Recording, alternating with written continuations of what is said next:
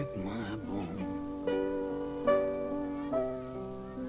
I always will be true. And when your mom's dead and gone, I'll sing this lullaby just for you. What becomes of all the little boys who never comb their hair? They're lined up all around the block on the nickel over there. You better bring a bucket. There's old in the pail. If you don't get my letter, then you'll know that I'm in jail. Is what becomes of all the little boys who never say their prayers, sleeping like a baby on the nickel over there.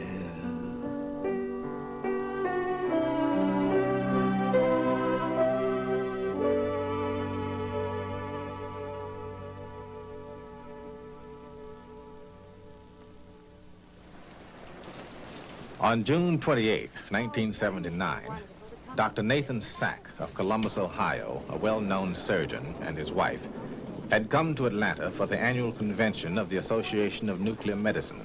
They were to be part of Atlanta's 131st homicide of 1979. Give me your handbag. Hurry up.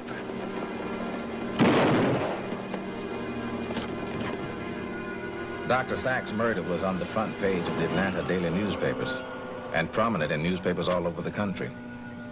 But a short time later, a crime happened that barely was mentioned in one of Atlanta's newspapers. In all likelihood, the boy was already dead when he was brought to this spot.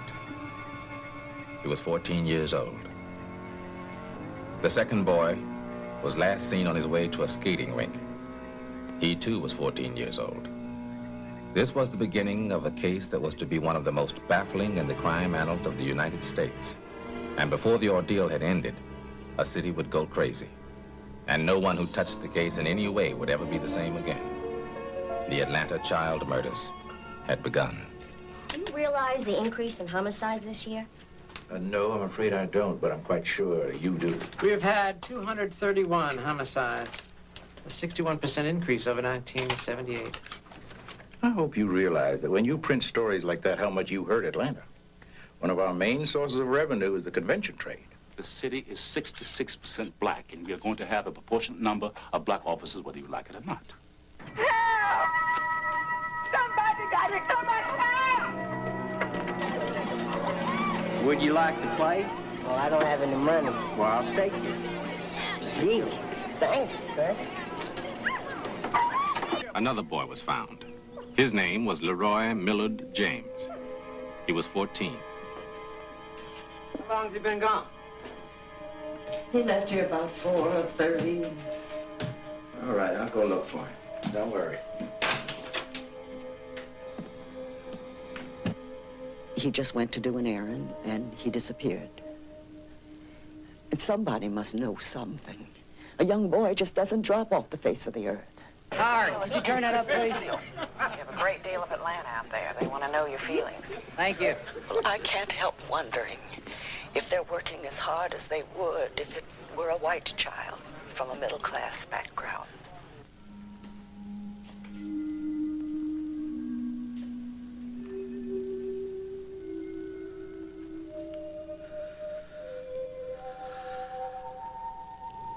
Would there have been a better chance of saving him if they'd done something right away? I don't know. This is a place where black babies are hunted down and killed. animals. Oh, shake it, but don't break it, shake it, but don't break it, shake it, but don't break it.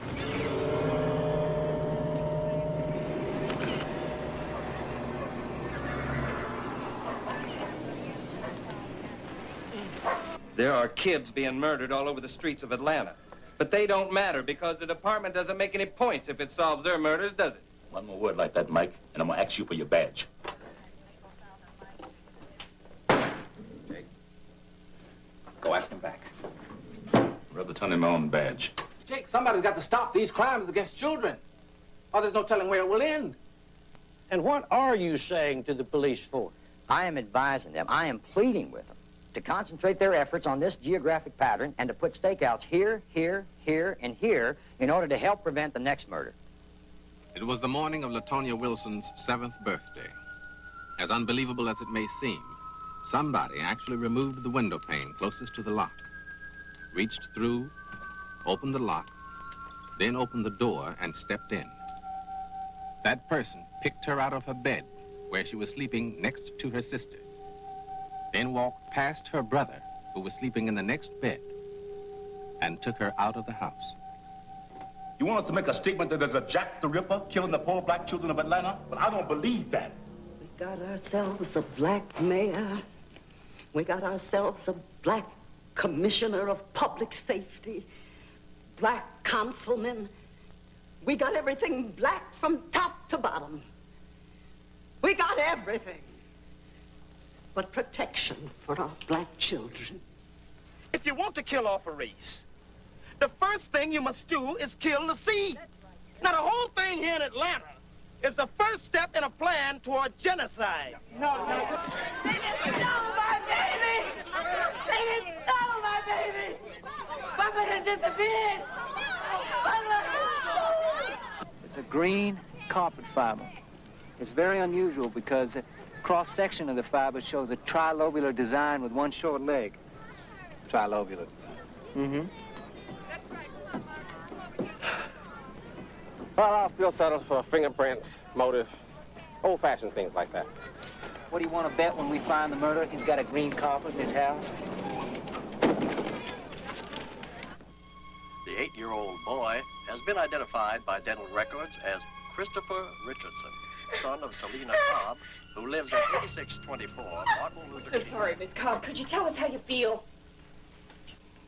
Get out! Get out! You don't have no more heart than the concoctions you brought in here. Now, when I find him out, We're just trying to show you what happened. Get out! Get out of my house! Come on, get out of here! Get out of here!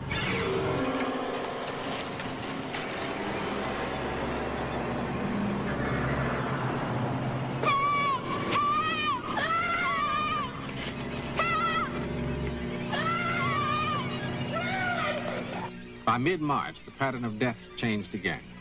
Bodies were being dumped into the river. The body was clad in red bathing-type shorts. Could have been drowning. But I think we have to mark this mechanism unknown. What am I charged with, man? You're a suspect in the case of the missing and murdered children, Chip. You guys are so desperate for a suspect that it's affecting your faculties. And if I wasn't a veteran of 18 years on the police force, I'd be scared as hell right now. Because I know how easily a case can be made to work if there's a need for it. Look, I'm just warning you, Chet. You just stay out of our way. Get on out the case. We had staked out bridges in DeKalb, Fulton, and Cobb counties. I heard a splash. A loud splash. Is there a car on the bridge? I can't see it from where I'm at. That splash was to change the course of the Atlanta murders and perhaps American jurisprudence forever. Let's see your identification.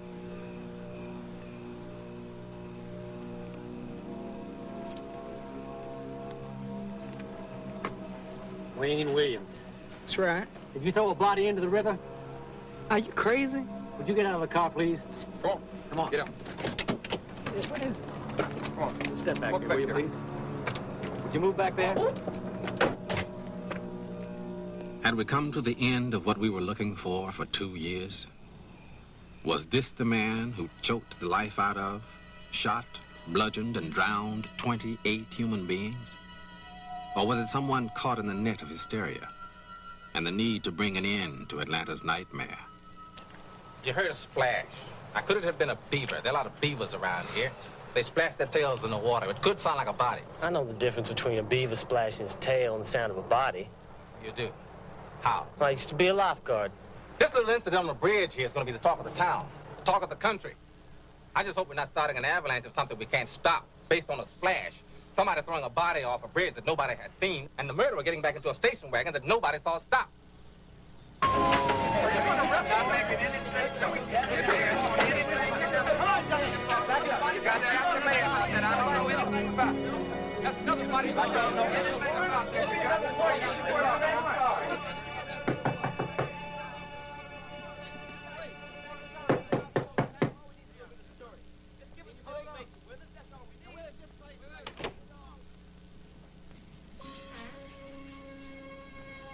Wayne!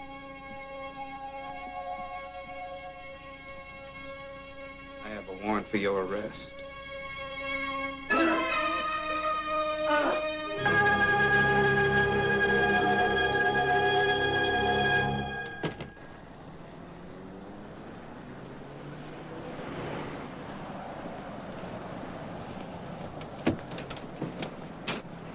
Mr. Slayton, just 8 days ago, you said you had insufficient evidence to arrest Wayne Williams. I did. What made you change your mind? I finally found I couldn't corroborate Williams' story that he had crossed the bridge at 3 in the morning to visit a woman who he was going to interview for a musical audition. But now, in your own words, you said you might have a good case for lying, but not for murder. Yes, sir. What about now? I've gone over the fiber evidence with the Georgia Bureau of Investigation and Larry Peterson, and I found it's much more substantial than I had believed. And there's something else. There's a great possibility if we don't move on this, Williams may leave the country. Mr. Slayton, I hate to ask this question. I think you're one of the finest officials this state's ever had. But there are persistent reports that pressure to prosecute Wayne Williams was brought on you at a meeting at the Capitol. I've been in office for 8 years. If I had visited the governor's mansion, there would not have been any such pressure that I would have recognized. There were no threats. There were no ultimatums, no deadlines. All right, sir.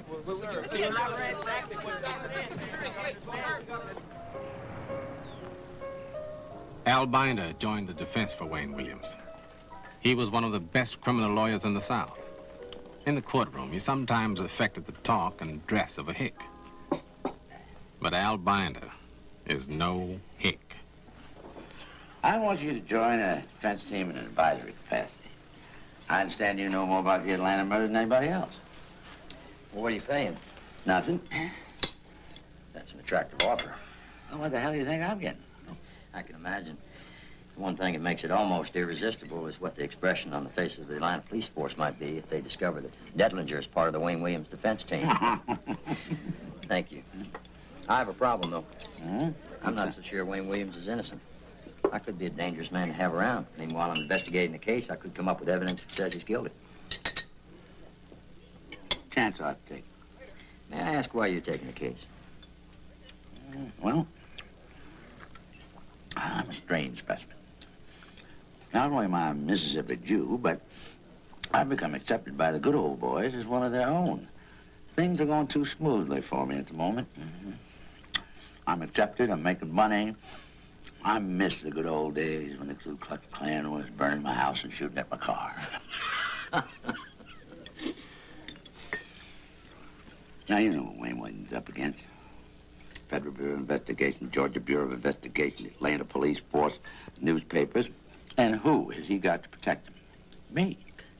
If that isn't enough to make the old adrenaline go and feel alive again, nothing is. They were indicting him for Jimmy Ray Payne, too? That's what it says. But you and I were at the autopsy. We were there when the medical examiner said death was caused by an undetermined mechanism. The medical examiner's changed their mind. It's been known to happen before. Jake, wait a minute. I have gone over this child's background almost from the day he was born. I've talked to the kids in his class. I've talked to his friends. I have checked his record. There's no evidence of violence there. What does somebody do? Wake up one morning with no previous record and go out and kill all these people? Dan, you know Slayton. He's one of the few men of the previous administration we can trust. Do you think he would have allowed this boy to be arrested if he knew he could be innocent? Do you think there's a conspiracy? No, I don't.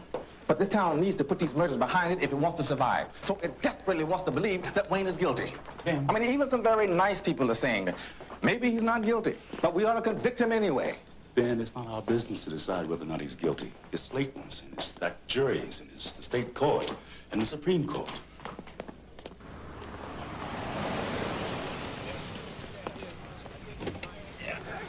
Here you go. Keep chain. The prosecution and defense teams in the Wayne Williams case interviewed nearly 900 prospective jurors. On January 5th, 1982, they finally agreed on the 12 people that would be acceptable. In the jury were 9 women and 3 men, 8 black and 4 white. The jury foreman was Sandra W. Laney, cable market planner for Western Electric. Diane E. Brennan, clerk for Kelly Services. Edward Durham, policeman from the Detroit area. Vicki Lambert, accounting clerk from Georgia Power. Lonnie Brown, long-haul truck driver. Ruby Head, seamstress. Dorothy Rucker, a worker at Grady Hospital.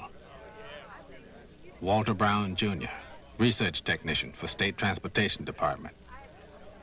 Clarice Jones, manager for Southern Bell. Jolene Willingham, State Public Health Auditor. Julia M. Wing, a retired bank clerk. Gail Thomas Jones, manager for Southern Bell. Will everyone please rise? Court is now in session. The Honorable Clarence Cooper, judge presiding. Sitting on the bench was 40-year-old Judge Clarence Cooper. Please be seated.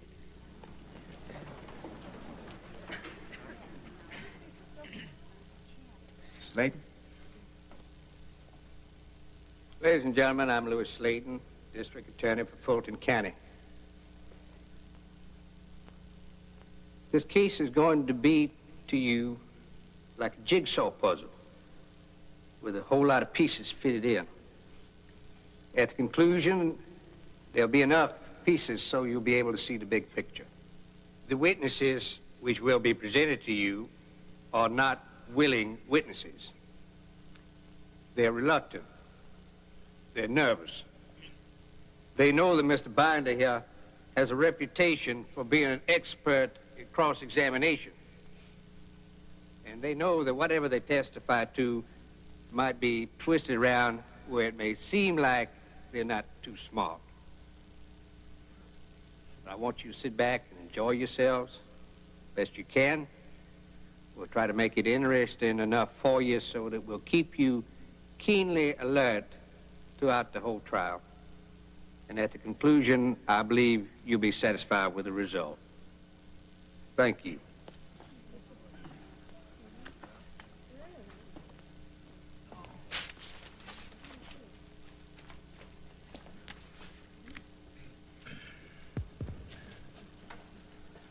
May it please the court.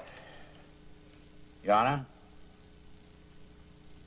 Ladies and gentlemen of the jury, I was born in Mississippi, and I've been in this town only 9 days.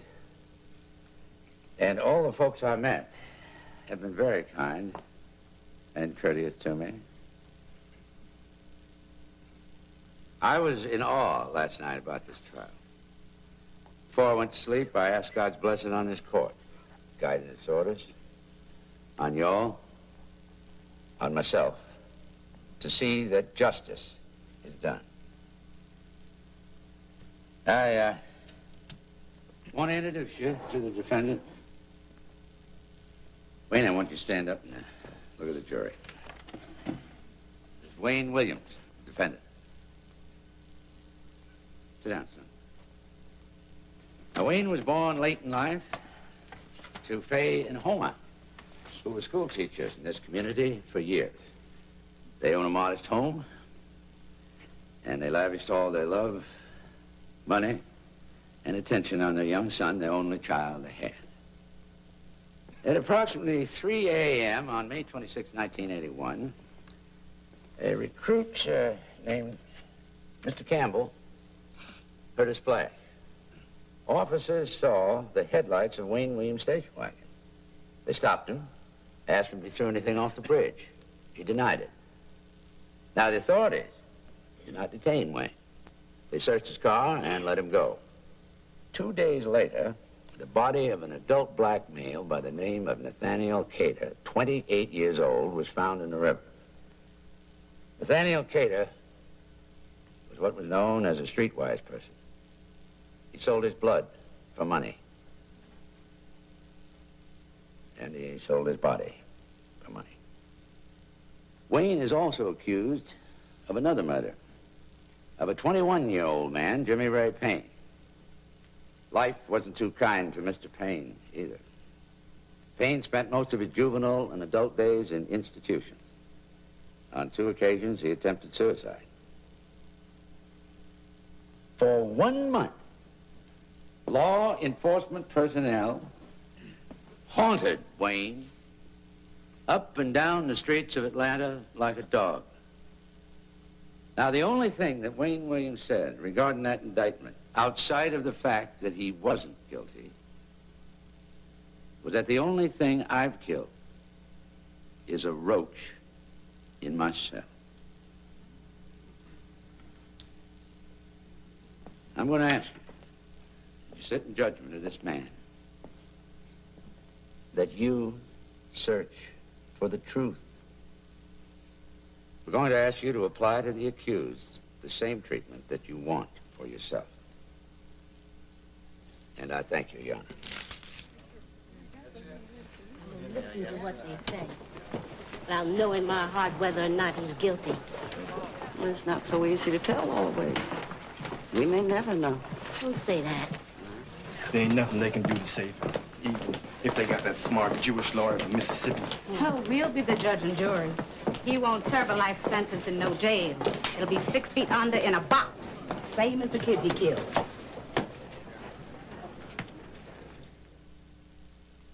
What is your name, sir? My name is Salah Zaki.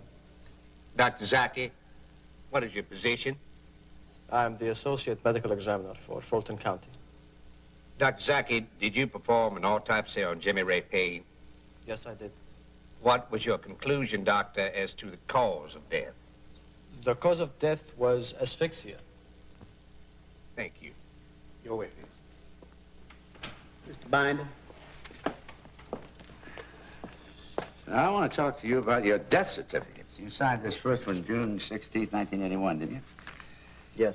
It's got Jimmy Ray Payne, death undetermined. That's correct. Now, would you go along with me in the medical profession that this is a solemn instrument, is it not? Yes. All right, now you got another report. Instead of undetermined, it's now homicide. That is correct. Yeah, but that was after the defendant, Wayne Williams, was indicted for the murder of Jimmy Ray Payne. I mean, you knew that, didn't you? Yes. Did you not tell Inspector Wilshort of the Atlanta Police that if it had not been for other killings, that in all probability you would have ruled Payne's death an accidental drowning? No, I don't believe I said that. Well, did you not tell an officer of the FBI that the death of Jimmy Ray Payne could well be that of drowning? Well, I didn't exclude drowning. Well, would you please answer yes or no? I can't just answer yes or no on a statement. State yes or no. Well, it could be yes, as I said. Did you not tell Inspector Robbie Hamrick that, in your opinion, the death of Jimmy Ray Payne could well be that of drowning? And that you based your opinion on the fact that the body was clad in what seemed to be red bathing-type shorts, and the signs of asphyxiation were not present? Again, it can't be within this context. Well, just answer yes or no whether you did or not. I don't remember. Did you ever say to officers of the law that the height and weight of the victim was underestimated by someone and that you thought it was done diabolically? Yes. It was a suspicion I had. I told them Jimmy Payne was 5'6" or 7". They put down 5'2". I feel that they put that down so he would seem smaller. Smaller and more like the other victims. Now, did it come to your attention that Jimmy Ray Payne sold blood in this community rather frequently? No. No one told me he sold blood. Well, would you tell the jury, if a person sells blood frequently, that it reduces his blood level? It can cause anemia. And if he sells it frequently, would you go along with me to say that it would reduce his platelets and that he could hemorrhage easily? That's a difficult question to answer. Yeah, but it happens, don't it? Yes, it sometimes does. Dr. Zaki, do you know how Jimmy Ray Payne died? How he died? Yes.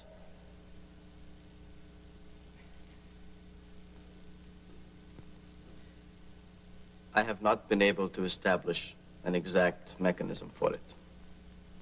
Thank you, Dr. Zaki.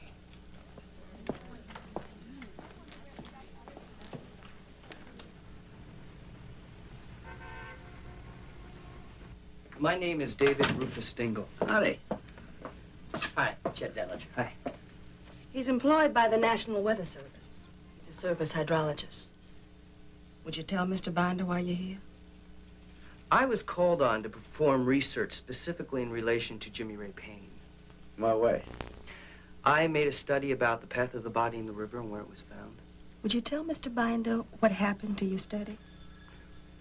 They changed it. Changed it? Jimmy Ray Payne was supposed to have been dropped off the right bank of the river and found on the left side. It was my job to find out how that could happen. And how could it have happened? There are only two ways that an object can move from one side of the river to the other. If it's carried by the currents, or if there's some other external force moving it. Go on. I looked at the wind and the water currents, and in neither case was there any evidence of any mechanism that would move an object from one side of the river to the other. What'd you find? I found that there was nothing in the wind or the currents that indicated that. That's what they wanted me to change. How do you feel about all this, Mr. Dingle? I don't feel that things are being dealt with squarely. Would you tell Mr. Binder what you asked permission to do?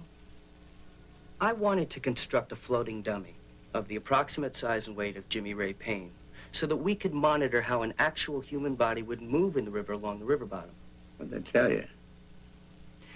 They said they didn't need me to do the research at this time and wouldn't give me any expenses for it. Supposing, we paid your expenses to make these tests. I don't know how it will come out. There's always the possibility that my research may end up being damaging to your case. Go ahead and make your experiments, Mr. Dingle.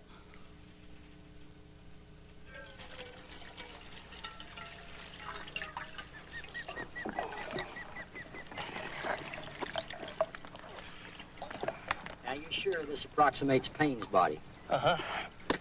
We're using the water for weight. I was very careful to make sure the specific gravities were the same. I call him Ferdinand. Where'd you get him? From the phys ed department at the local college. They use him for first aid.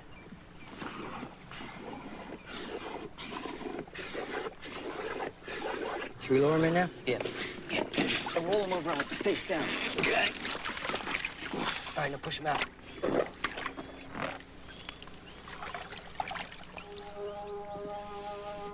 The floating dummy was released at the same point below the bridge on the right-hand side where Wayne Williams was supposed to have thrown Jimmy Ray Payne's body.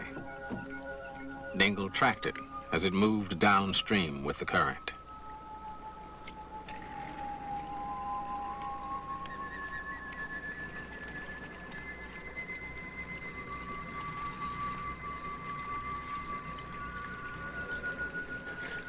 The first 5 times, the dummy only traveled a short distance before it hit a bend in the Chattahoochee on the right bank and was snagged and held by branches and debris underneath the surface.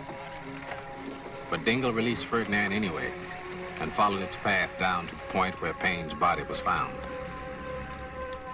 Dingle would later testify that not once in the dozen times that Ferdinand was sent on his voyage did he ever end up on the left side of the bank where Payne's body was found. You want to stake our detail when Wayne Williams was arrested? Yes, sir. You were the first one that heard the splash. Yes, sir. Are you familiar with bodies hitting the water? Yes, sir, I am. Would you tell us how? I was a swimmer on my high school team for 3 years, and I've lifeguarded for 3 years. Would you tell us the sound you heard, was that similar to anything that you've heard before? Very similar to a body hitting the water. Thank you.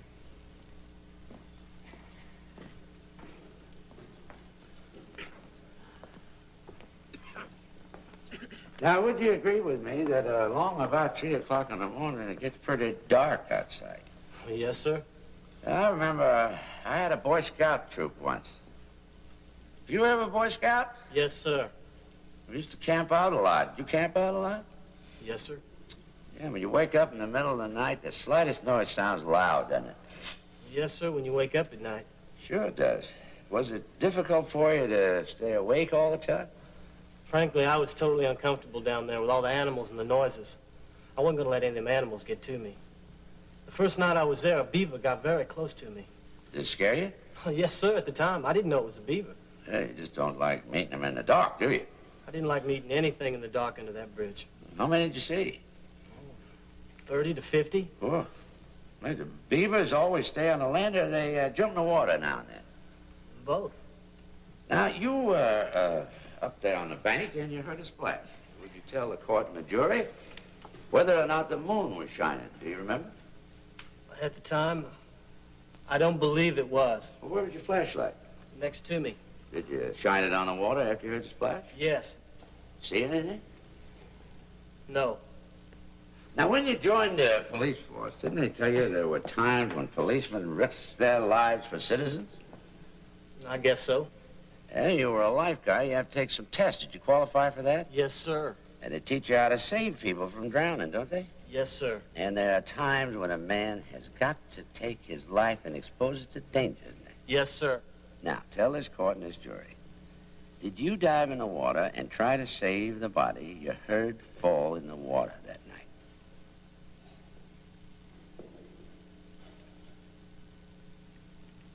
No, sir.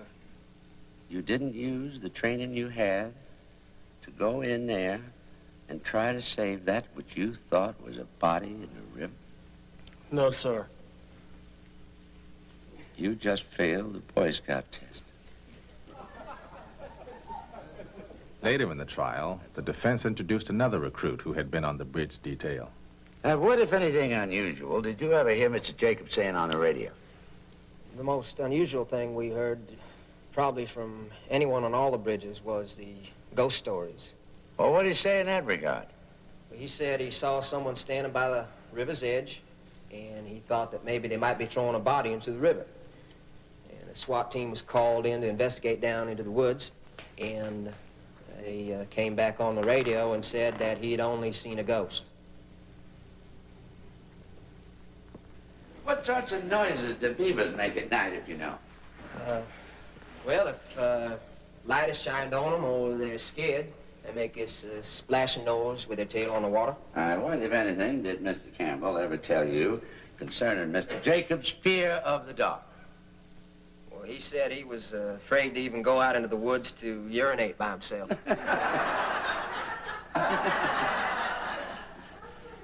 Were you ever told, along with other recruits, that your status as a civilian employee rather than as a regular police officer might result in any kind of enrichment for you? Lieutenant Dick Weber told him, you guys know you'll be able to collect a reward, don't you? And Campbell turned around and said, that's okay, I'm going to split it with everybody.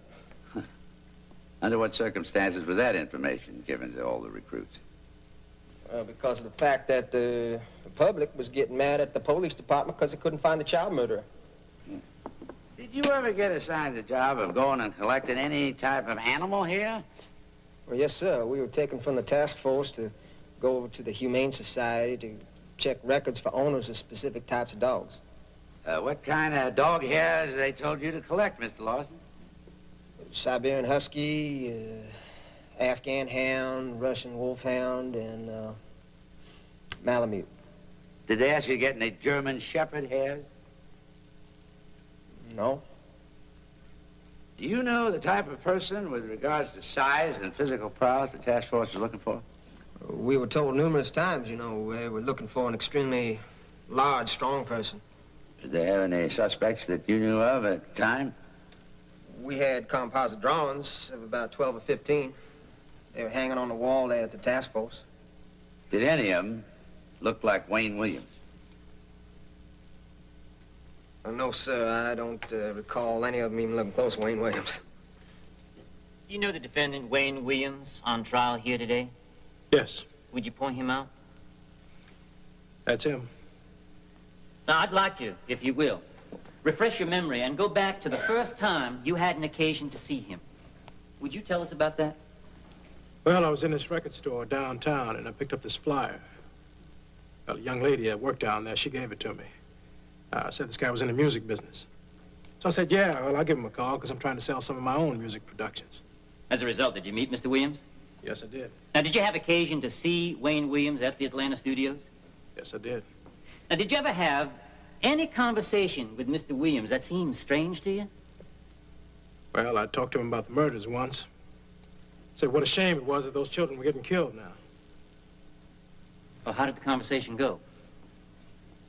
Well, I asked him what did he think about it. You know, he just kind of said point blank. I think they ought to keep the damned asses at home.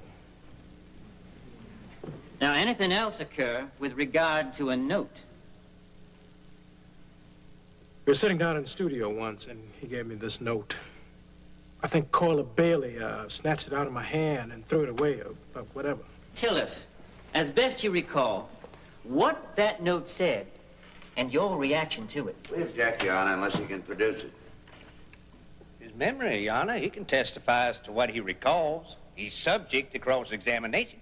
Okay, I'm going to let it in. Thank you, Your Honor. Now, what did that note say, so far as you recall? I could be a mayor. I could be a president. Or I could even be a killer. And what was Wayne Williams' reaction to your reading that note? I asked him, I said, who would do something like this? And he just started laughing. He started laughing. Thank you, Mr. Heinzman. Did you know Nathaniel Cater? I did. When was the last time you saw him? It was the Friday before he disappeared, May 15th. Would you tell us about that? I was headed for another neighbor's house, and I saw Nat sitting on a bench in the park with another fella. What was Nathaniel doing in that neighborhood? He lived with his mother and father, and they lived a few blocks away from the park. Was there anybody with Nathaniel that day? Yes, there was. I remember quite well. Why do you remember him? The reason I noticed him was that he was a well-dressed man. And I had never seen Nat sitting with a man that was dressed like that. Well, what did he have on? Gray trousers and a gray long-sleeve shirt. Did you notice any animals around? There was a dog, a German Shepherd. Do you see the man in court that you saw on the park bench with Nathaniel Cater? Yes.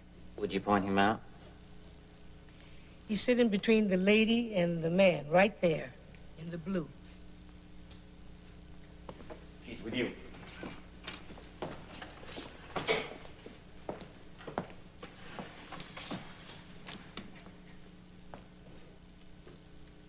You know Wayne Williams before you saw him on TV? I didn't. Do you remember saying on a newscast you saw Wayne Williams with Nathaniel Cater on Memorial Day? 3 days after Wayne Williams was supposed to have thrown Nathaniel Cater off the bridge. No, I do not. Did you ever tell Miss Epstein that you saw Mr. Williams in a shirt with 2 hands printed on the material? 2 hands hugging a woman's body. But you said it was a well-dressed man wearing gray trousers and a gray long-sleeve shirt. Well, it's still the gray shirt that got the palm of the woman's hand hugging the body. You said that Mr. Cater lived with his mother and father when you last saw him. Yes. Now, little lady, didn't you know that Mrs. Cater died in 1973? Oh, I had no idea of that. But you said you knew him very well. Well, yes, I knew him well. Now tell me about that dog. You like dogs? Yes, I have a dog. Oh, what kind you got? I have a German Shepherd. You like that dog? I love him. Was that other dog pretty frisky? Yeah, frisky. He was a real playing dog. Playing dog. Later in the trial, Binder introduced a most unusual witness. Your Honor, there's been a great deal of speculation about my next witness. There have been rumors that they have had to build an electric fence around the Williams home to protect people from it. He's been characterized by the newspapers and by witnesses being ferocious, frisky, and a dangerous ally, Mr. Williams. Ladies and gentlemen, including members of the jury, I want everybody to be absolutely quiet during this demonstration. The dog in question is going to be brought into court, and we don't want to unnecessarily excite the dog. Proceed, Mr. Binder.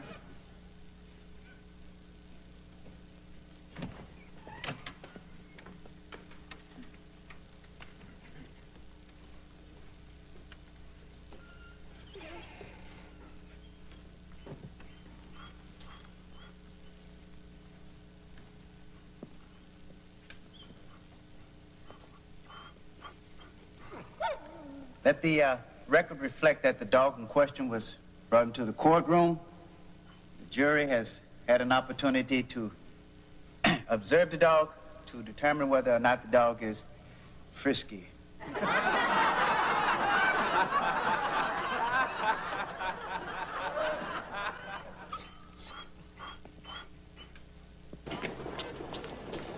Mr. Slayton, how you think the trial's going? Well, how you think it's going? We tend to think that your apprehensions about Mr. Binder, that he might make your witnesses not too smart, is happening. Well, I enjoy watching Mr. Binder work. He's a brilliant attorney. But still earlier in the trial, some of the fiber evidence, for instance, I believe the jury will find overwhelming. But there's some feeling that fiber evidence without further corroboration is not sufficient to convict a man. If you excuse me, I better get back to my law books. As you can see, I have to do my homework to keep up with Mr. Binder. Whoops. Sorry. Come on in, Chet. I'm a diabetic. My wife has to give me a shot or else all sorts of strange things happen to me. Well, I just want to tell you, I think you're doing a terrific job. Thank you. Most important thing's coming up tomorrow, though. The fibers. Yeah, I know.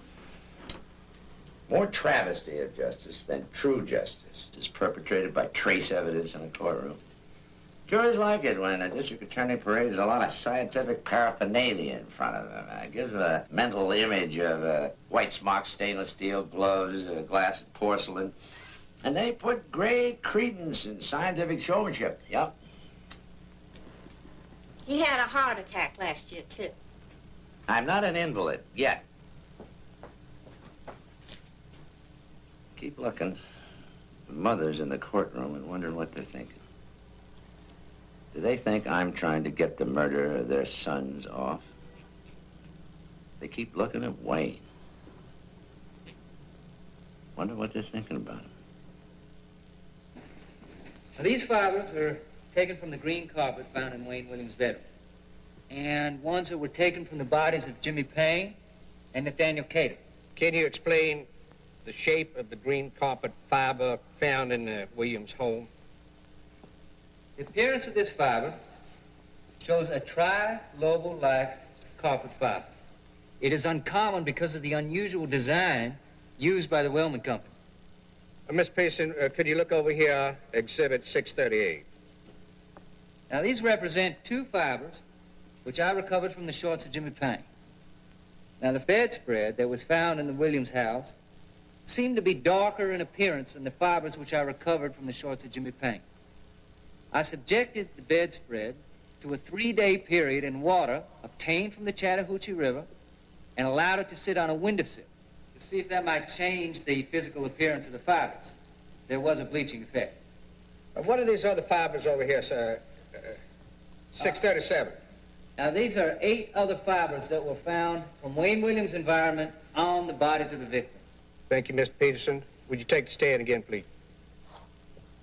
Did you have occasion to make comparisons of the animal hair you recovered from Mr. Payne with the animal hair that you recovered from the Williams dog? Yes, I did. And what is your conclusion? I found that they were consistent. Based on your examination of the fibers and hairs found upon Jimmy Payne and Nathaniel Cater, and the comparison of the fibers and hairs found in the home of defendant Wayne Williams, do you have an opinion as to the significance of these comparisons? In my opinion, the combination of these fibers found on one or more of the victims make it almost impossible for them to have come from any environment other than Wayne Williams's. Thank you, Mr. Peterson. You may inquire.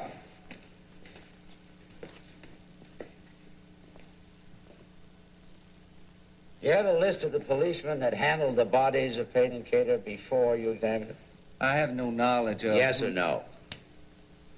No, I have no such list.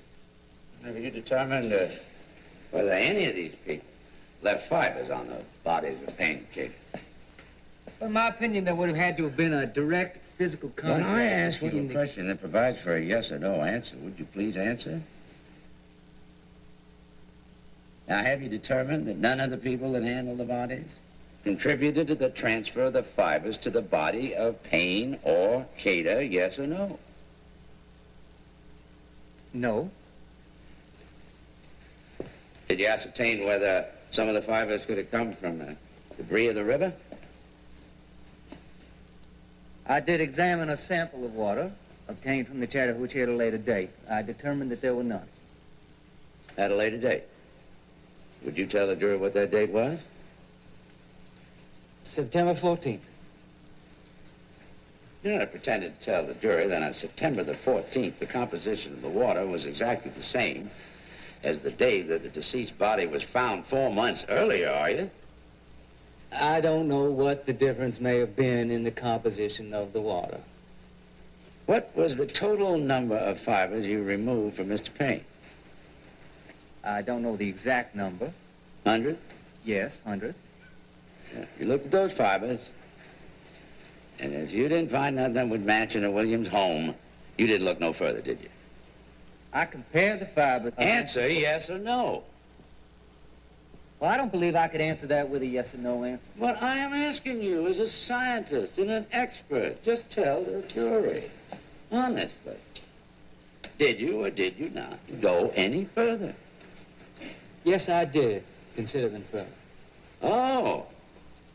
Go down to homes of Payne and Cater and see if any of those fibers were the same types that could be associated with their living environment?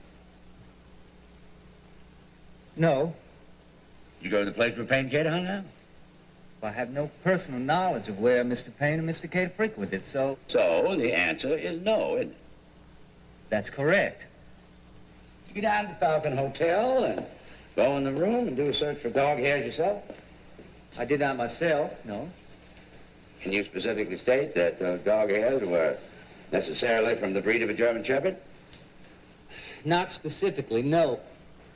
Well, prior to Wayne Williams coming to your knowledge, you all were looking for Malamute or husky dog hair, weren't you? I had made the subjective evaluation to determine that a husky or a Malamute may be involved. Yes or no? Yes. Now, isn't it the truth? When you found that dog down there at the Williams home, the Malamute and the husky went out the window, and the fibers on the body became that of a German Shepherd. The hairs, which I examined, were consistent with that type breed, not to the exclusion of others. You can't tell much by a dog hair, can you? Now, those fibers from the shorts and those you found from the bedspread as a scientist, chemist, or expert, those light fibers, they bothered you, didn't they? Couldn't get the match you were looking for, could you? When the comparison was first made against fibers pulled directly from the bedspread as against the questioned fibers, the difference was significant in my mind, yes. And you started to experiment, and you never could get it the right color, could you? Well, I managed to get them very close.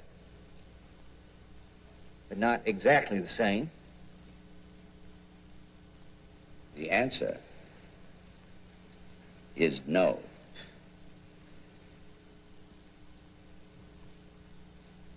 Would you tell the jury whether or not you made this observation?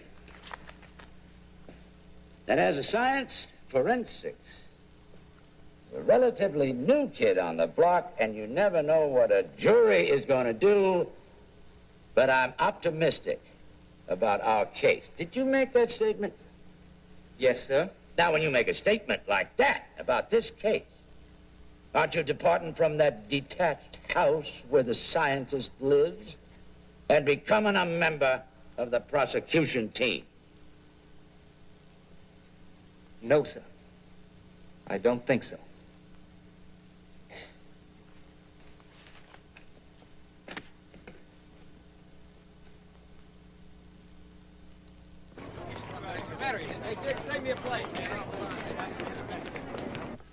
Al, I'm afraid that what we feared all along is going to happen.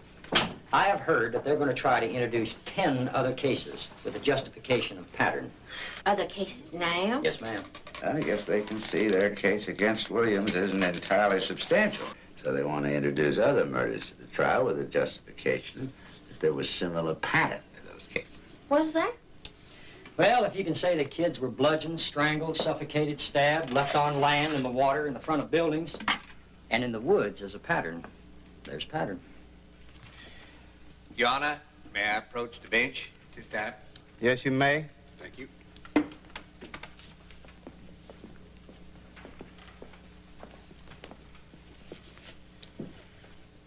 The state is prepared to present at this time an evidence of the murders, which will tend to prove plan, scheme, pattern, bent of mind, and identity. Your Honor, the introduction of other murders would be so inflammatory that my client would not possibly receive a fair trial. Either they indict him for the murders they want to bring in, or they let it go. Under the authority of state versus Johnson and various others, it is the obligation and responsibility to introduce patterns. And we'll hear arguments. Thank you. Thank you. The jury may be excused.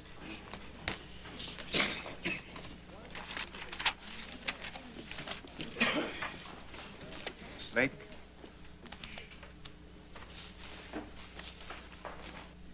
Thank you. The first case where there is a pattern is the case of Alfred Evans. We are dealing with a victim, black, male, comes from a situation of poverty, a broken home, a street hustler, vulnerable to being picked up. There's no evidence of forced abduction. There is a method of body disposal which is quite unique. People apparently are killed and then dumped. There are fibers from the bedspread of the defendant, carpet fibers, dog hairs, various other fibers. Next case, Eric Middlebrooks, street hustler. Again, disappears, and then he's found, dumped, laid out on his back. Pat Baltazar, again a street hustler.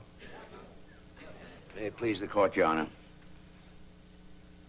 I don't think he should refer to these deceased as street hustlers. The only thing these poor children had in common was that they were poor. But if that is justification for pattern, in America, the courts would be filled with requests like this. Overruled. Proceed. Lou Begira, young, black, poor family, street hustler, strangled, and you could say the same thing in these 5 other cases. That's Charles Stevens, JoJo Bell, Leah Rogers, John Porter, William Barrett, all murdered in the same way, all vulnerable to being picked up. No forced abduction. Unusual method of disposing the body. Killed and dumped.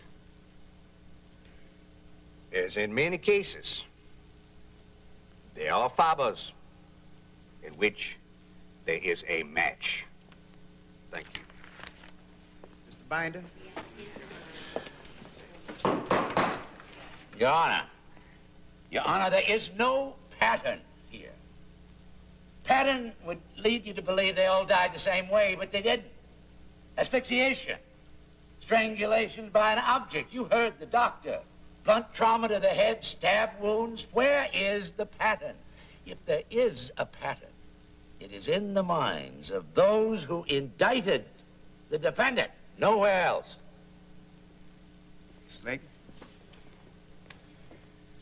Connections run through these cases unmistakably. A pattern is obvious that it has caught the attention of the entire Western world. Oh, the Western world is obsessed with child murders. But the fact is, my client is charged with killing one man of 21 and another of 28. Your Honor, the public confidence depends on facts in a courtroom being developed within the rules of evidence.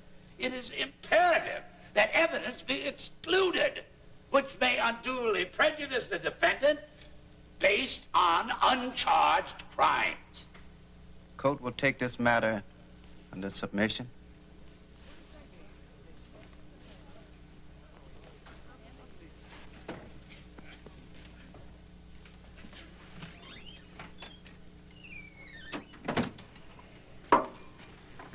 Hey, where the hell you been? I've been looking all over the place for you. You all right? Chet, what? They're going to introduce pattern. I just heard. I really didn't believe they would. It wasn't enough. I had 2 murders against Wayne. I have so many documents and witnesses to interview that I haven't had time for. Now they want me to defend them against 10 more murders. Now, look, my friend, you've already had 1 heart attack 6 months ago. Let's put this out and get you upstairs. Yeah. You ready for this? Yeah. Okay, let's go. Shit, I'm tired. I'll tell you something nice. You want to hear something nice? Yeah.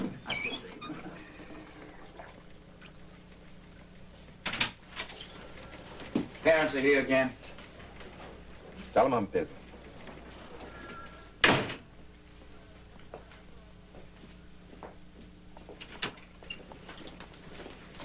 Why won't you see us, Ben? Did you hear him in the courtroom? Did you hear what they're saying? They're calling our kids street hustlers. But Yusuf was 9 years old when he died. What kind of street hustler comes from a 9-year-old child who was an honor student of his class? Who was only out after dark if he was doing some errand for some old person who couldn't get out of the store? When a white kid go out and earn $1 washing cars or running errands, that's just enterprise. But when one of our kids do the same thing, he ain't nothing but a low-down, dirty street hustler. Why do they have to lie about him? Look, people, you've come to the wrong place. Go to Slayton, go to Mayor Jackson, go to Lee Brown. I'm nothing here. I'm just an errand boy. They're the ones who run the city. If you've got a complaint, go to them. They won't talk to us. You know that. Every night I see my baby in my dreams. I had hoped that I would see some kind of meaning to their death, but there isn't going to be, is there? Look, I'm not God. I don't have a pipeline into Wayne Williams' mind. Do you care that much about that damn badge? How much do you need that money?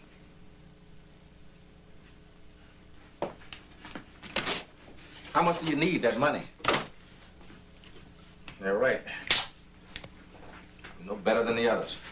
You're not the prosecutor. You're not the judge. So what do they want from you? You know something? Walker said those same words to me. Murders never would have reached these proportions if people had stopped worrying about trying to protect their own positions. Well, what can you do? I could tell them about the witnesses that are coming up. Ben, You listen to me. I've seen you leave this house wet with fear to go out into the street into some scene where you could get the life blown out of you.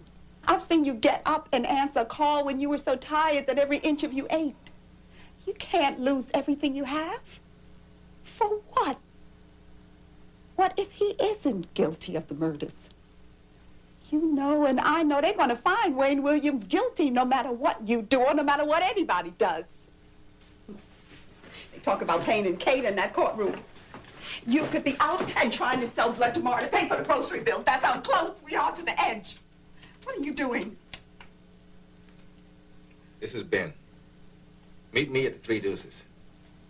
Never mind what for, just meet me there. Who is that? That was Dellinger. What are you going to do? You're not going to tell him anything you shouldn't, are you? You're not going to put yourself in jeopardy. You're not going to put all of us in jeopardy, are you?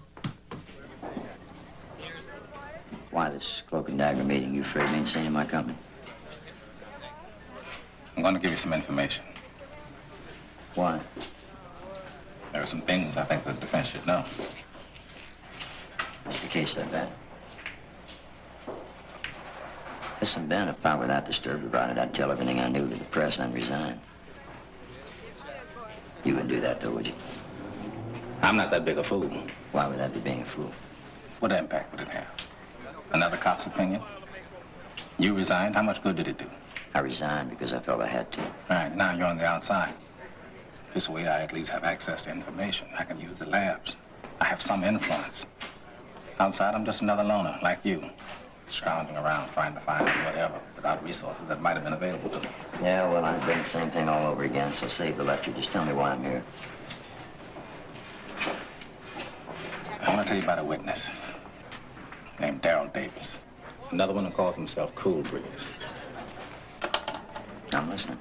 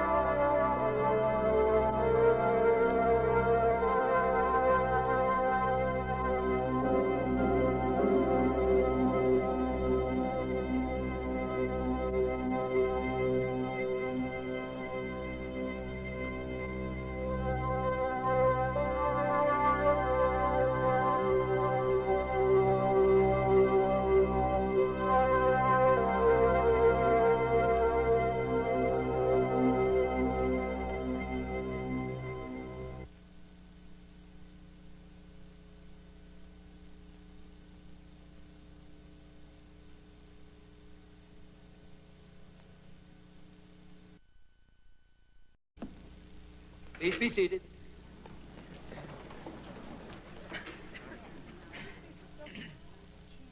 Slayton?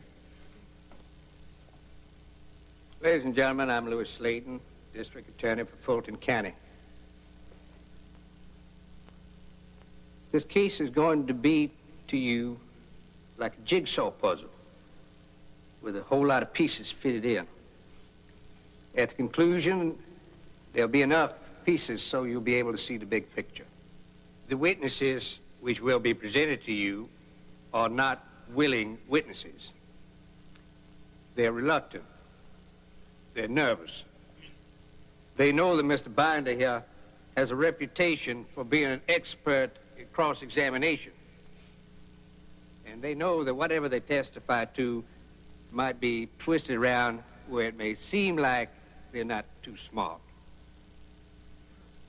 I want you to sit back and enjoy yourselves best you can. We'll try to make it interesting enough for you so that we'll keep you keenly alert throughout the whole trial. And at the conclusion, I believe you'll be satisfied with the result. Thank you.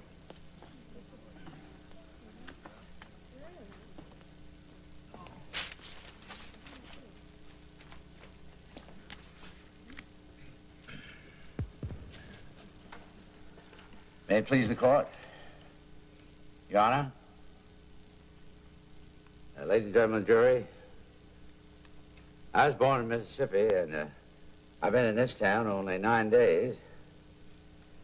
And all the folks I met have been very kind and courteous to me. I was in awe last night about this trial. Before I went to sleep, I asked God's blessing on this court, guided its orders, on y'all, on myself, to see that justice is done. I want to introduce you to the defendant. Wayne, I want you to stand up and look at the jury. This is Wayne Williams, defendant. Sit down, son. Now, Wayne was born late in life to Fay and Homer, who were school teachers in this community for years. They own a modest home, and they lavished all their love, money, and attention on their young son, the only child they had. At approximately 3 a.m. on May 26, 1981, a recruit named Mr. Campbell heard a splash. Officers saw the headlights of Wayne Williams' station wagon. They stopped him, asked him if he threw anything off the bridge. He denied it. Now, the authorities did not detain Wayne. They searched his car and let him go. 2 days later, the body of an adult black male by the name of Nathaniel Cater, 28 years old, was found in the river. Nathaniel Cater was what was known as a streetwise person. He sold his blood for money. And he sold his body for money. Wayne is also accused of another murder, of a 21-year-old man, Jimmy Ray Payne. Life wasn't too kind to Mr. Payne either. Payne spent most of his juvenile and adult days in institutions. On 2 occasions, he attempted suicide. For 1 month, law enforcement personnel haunted Wayne up and down the streets of Atlanta like a dog. Now, the only thing that Wayne Williams said regarding that indictment, outside of the fact that he wasn't guilty, was that the only thing I've killed is a roach in my cell. I'm going to ask you, you sit in judgment of this man, that you search for the truth. We're going to ask you to apply to the accused the same treatment that you want for yourself. And I thank you, Your Honor. Listen to what they say. But I'll know in my heart whether or not he's guilty. Well, it's not so easy to tell always. We may never know. Don't say that. There ain't nothing they can do to save him, even if they got that smart Jewish lawyer from Mississippi. Oh, we'll be the judge and jury. He won't serve a life sentence in no jail. It'll be 6 feet under in a box, same as the kids he killed.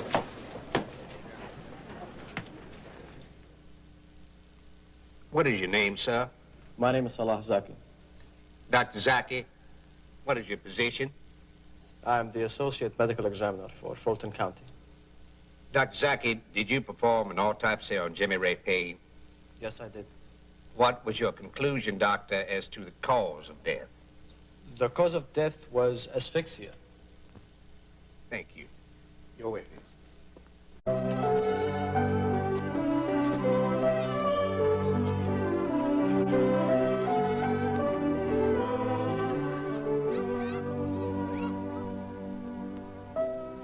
Sticks and stones will break my bones.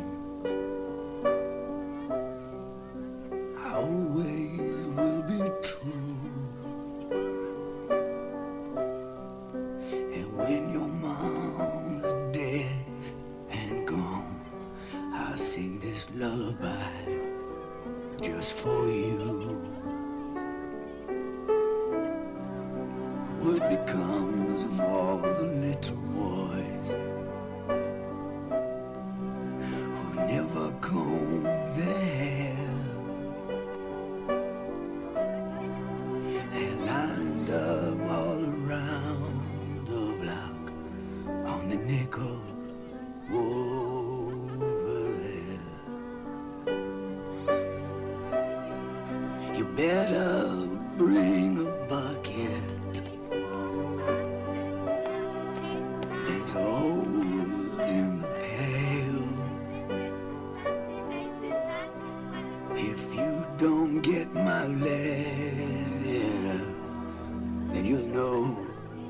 that I'm in jail.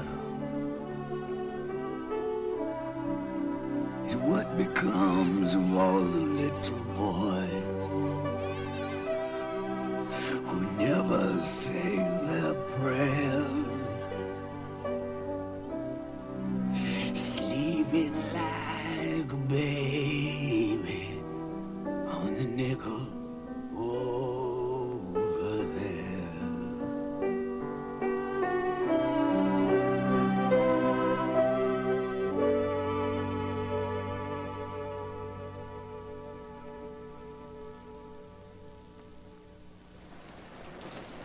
On June 28, 1979, Dr. Nathan Sack of Columbus, Ohio, a well-known surgeon, and his wife, had come to Atlanta for the annual convention of the Association of Nuclear Medicine. They were to be part of Atlanta's 131st homicide of 1979. Give me your handbag. Hurry up.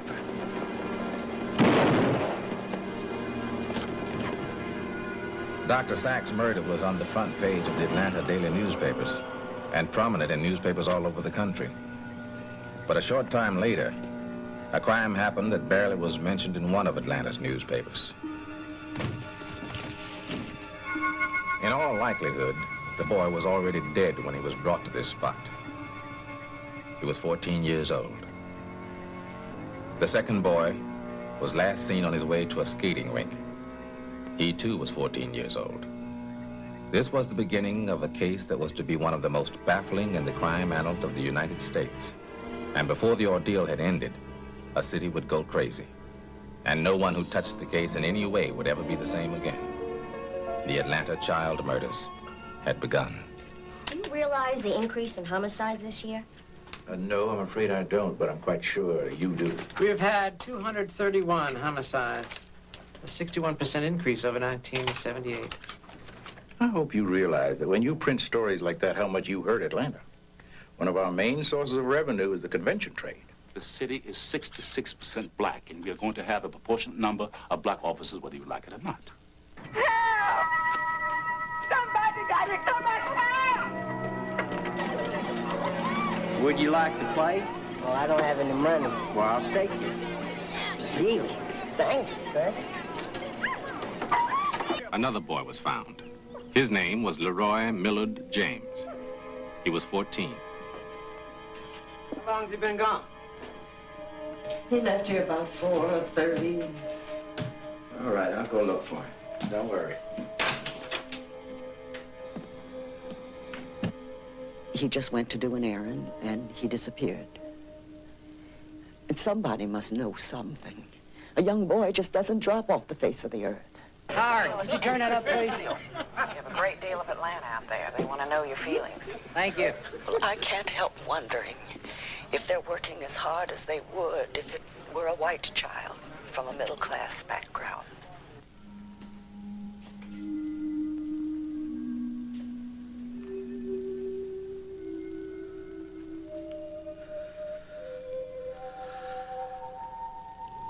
Would there have been a better chance of saving him if they'd done something right away? I don't know. This is a place where black babies are hunted down and killed like animals. Oh, shake it, but don't break it, shake it, but don't break it, shake it, but don't break it.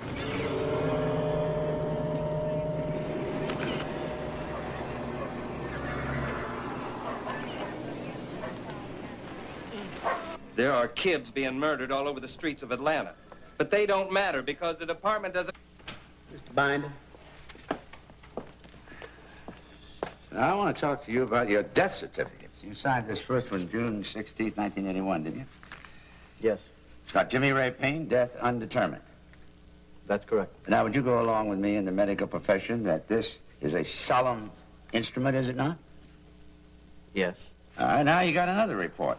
Instead of undetermined, it's now homicide. That is correct.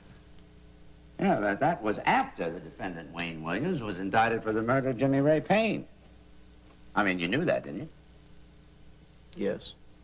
Did you not tell Inspector Wilshire of the Atlanta Police that if it had not been for other killings, that in all probability you would have ruled Payne's death an accidental drowning? No, I don't believe I said that.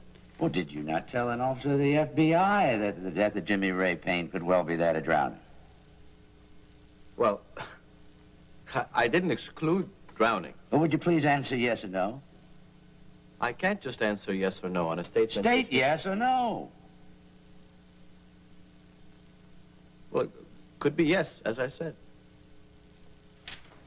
Did you not tell Inspector Robbie Hamrick that, in your opinion, the death of Jimmy Ray Payne could well be that of drowning? And that you based your opinion on the fact that the body was clad in what seemed to be red bathing-type shorts, and the signs of asphyxiation were not present? Again, it can't be within this context. Well, just answer yes or no whether you did or not. I don't remember. Did you ever say to officers of the law that the height and weight of the victim was underestimated by someone and that you thought it was done diabolically? Yes. It was a suspicion I had. I told them Jimmy Payne was 5'6" or 7. They put down 5'2". I feel that they put that down so he would seem smaller. Smaller and more like the other victims. How did it come to your attention that Jimmy Ray Payne sold blood in this community rather frequently? No. No one told me he sold blood. Well, would you tell the jury, if a person sells blood frequently, that it reduces his blood level? It can cause anemia. And if he sells it frequently, would you go along with me to say that it would reduce his platelets and that he could hemorrhage easily? That's a difficult question to answer. Yeah, but it happens, don't it? Yes, it sometimes does. Dr. Zaki, do you know how Jimmy Ray Payne died? How he died? Yes.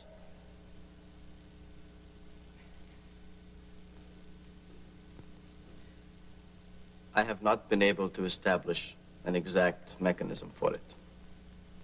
Thank you, Dr. Zaki.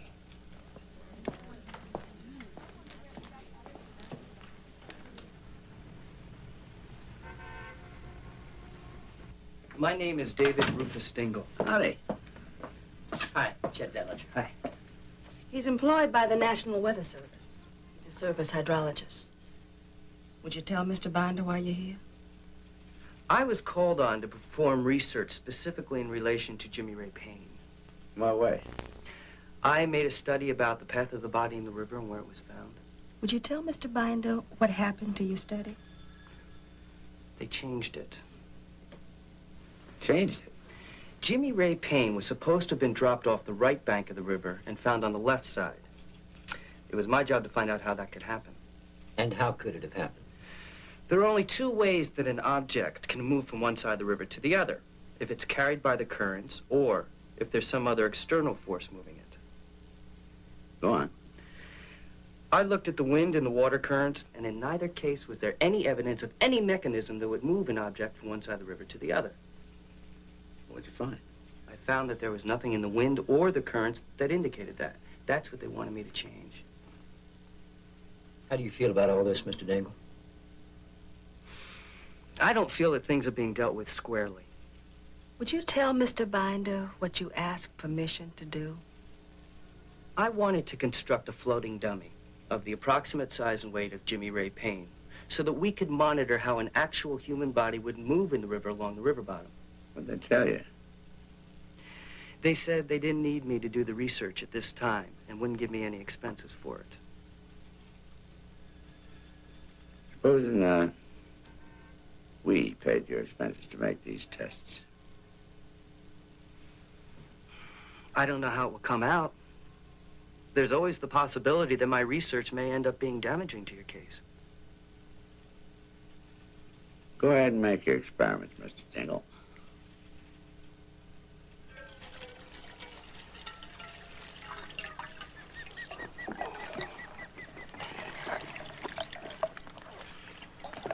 Now, you sure this approximates? Doesn't make any points if it solves their murders, does it? One more word like that, Mike, and I'm gonna ask you for your badge. Okay. Go ask him back. Rub the ton in my own badge. Jake, somebody's got to stop these crimes against children, or there's no telling where it will end. And what are you saying to the police force? I am advising them, I am pleading with them to concentrate their efforts on this geographic pattern and to put stakeouts here, here, here, and here in order to help prevent the next murder. It was the morning of LaTonya Wilson's 7th birthday. As unbelievable as it may seem, somebody actually removed the window pane closest to the lock, reached through, opened the lock, then opened the door and stepped in. That person picked her out of her bed where she was sleeping next to her sister, then walked past her brother who was sleeping in the next bed and took her out of the house. You want us to make a statement that there's a Jack the Ripper killing the poor black children of Atlanta? But I don't believe that. We got ourselves a black mayor. We got ourselves a black commissioner of public safety, black councilmen. We got everything black from top to bottom. We got everything but protection for our black children. If you want to kill off a race, the first thing you must do is kill the seed. Now, the whole thing here in Atlanta is the first step in a plan toward genocide. No. They didn't steal my baby! They didn't steal my baby! Papa done disappeared! It's a green carpet fiber. It's very unusual because the cross-section of the fiber shows a trilobular design with one short leg. Trilobular design. Mm-hmm. Well, I'll still settle for fingerprints, motive, old-fashioned things like that. What do you want to bet when we find the murderer? He's got a green carpet in his house? The 8-year-old boy has been identified by dental records as Christopher Richardson, son of Selena Cobb, who lives at 8624 Martin Luther King. So sorry, Miss Cobb. Could you tell us how you feel? Get out! Get out! You don't have no more heart than the contraptions you brought in here. Now, when I find him out, just trying to show what happened. Get out! Get out of my house! Come on, get out of here! Get out of here!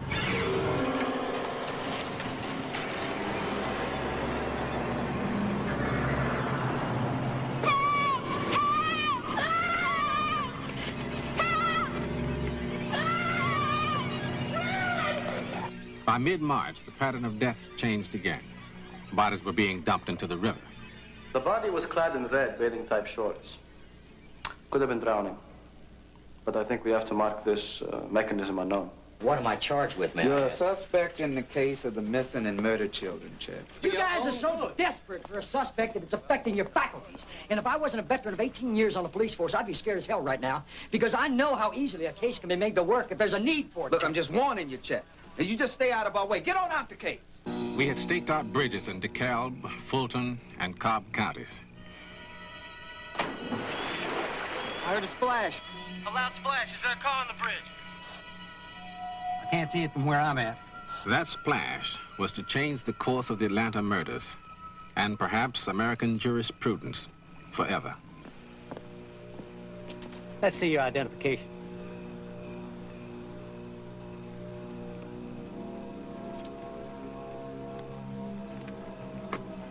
Wayne Williams. That's right. Did you throw a body into the river? Are you crazy? Would you get out of the car, please? Come on. Come on. Get up. What is it? Come on. Step back Walk here, back will you, here. please? Would you move back there? Had we come to the end of what we were looking for 2 years? Was this the man who choked the life out of, shot, bludgeoned, and drowned 28 human beings? Or was it someone caught in the net of hysteria and the need to bring an end to Atlanta's nightmare? You heard a splash. Now, could it have been a beaver? There are a lot of beavers around here. They splash their tails in the water. It could sound like a body. I know the difference between a beaver splashing his tail and the sound of a body. You do? How? I used to be a lifeguard. This little incident on the bridge here is going to be the talk of the town, the talk of the country.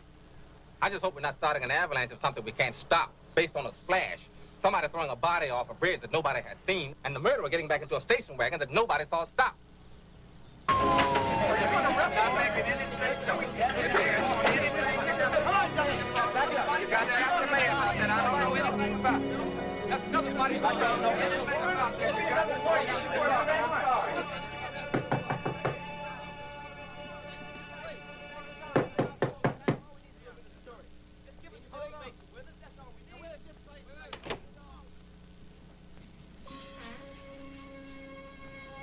Wayne!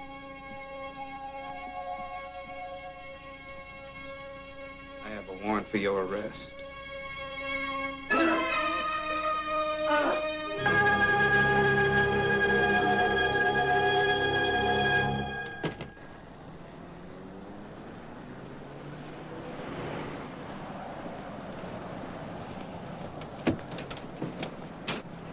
Mr. Slayton, just 8 days ago, you said you had insufficient evidence to arrest Wayne Williams. I did. What made you change your mind? I finally found I couldn't corroborate Williams' story that he had crossed the bridge at 3 in the morning to visit a woman who he was going to interview for a musical audition. But now, in your own words, you said you might have a good case for lying, but not for murder. Yes, sir. What about that? Now, I've gone over the fiber evidence with the Georgia Bureau of Investigation and Larry Peterson, and I found it's much more substantial than I had believed. And there's something else. There's a great possibility if we don't move on this, Williams may leave the country. Mr. Slayton, I hate to ask this question. I think you're one of the finest officials this state's ever had. But there are persistent reports that pressure to prosecute Wayne Williams was brought on you at a meeting at the Capitol.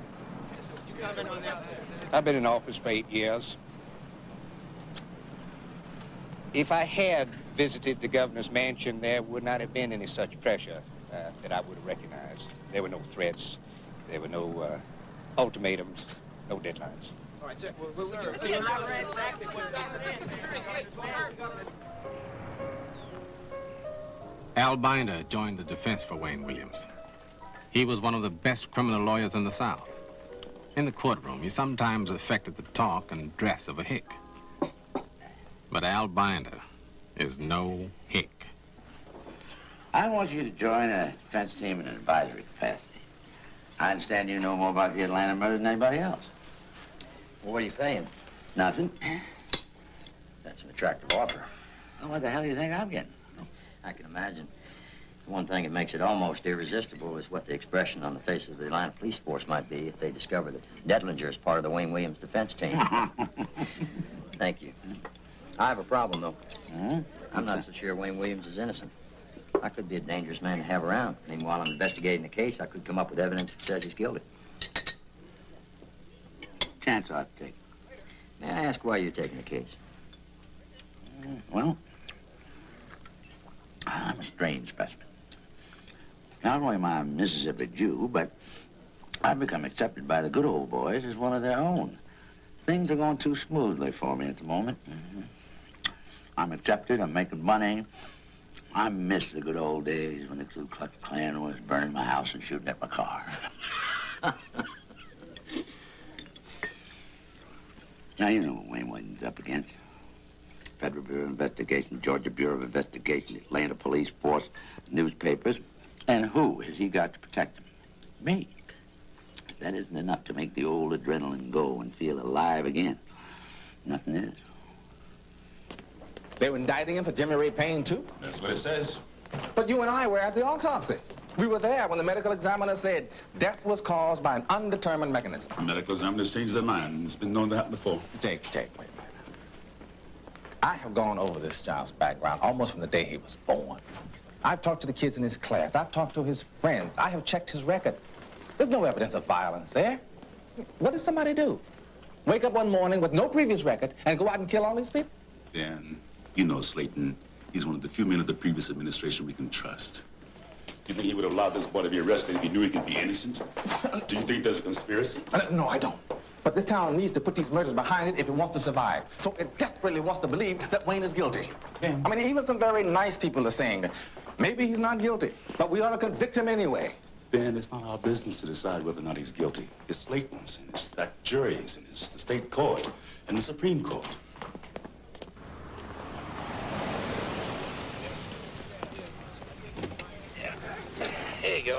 keep chain. The prosecution and defense teams in the Wayne Williams case interviewed nearly 900 prospective jurors. On January 5th, 1982, they finally agreed on the 12 people that would be acceptable. In the jury were 9 women and 3 men, 8 black and 4 white. The jury foreman was Sandra W. Laney, cable market planner for Western Electric. Diane E. Brennan, clerk for Kelly Services. Edward Durham, policeman from the Detroit area. Vicki Lambert, accounting clerk from Georgia Power. Lonnie Brown, long-haul truck driver. Ruby Head, seamstress. Dorothy Rucker, a worker at Grady Hospital. Walter Brown, Jr., research technician for State Transportation Department. Clarice Jones, manager for Southern Bell. Jolene Willingham, State Public Health Auditor. Julia M. Wing, a retired bank clerk. Gail Thomas Jones, manager for Southern Bell. Will everyone please rise? Court is now in session. The Honorable Clarence Cooper, judge presiding. Sitting on the bench was 40-year-old Judge Clarence Cooper.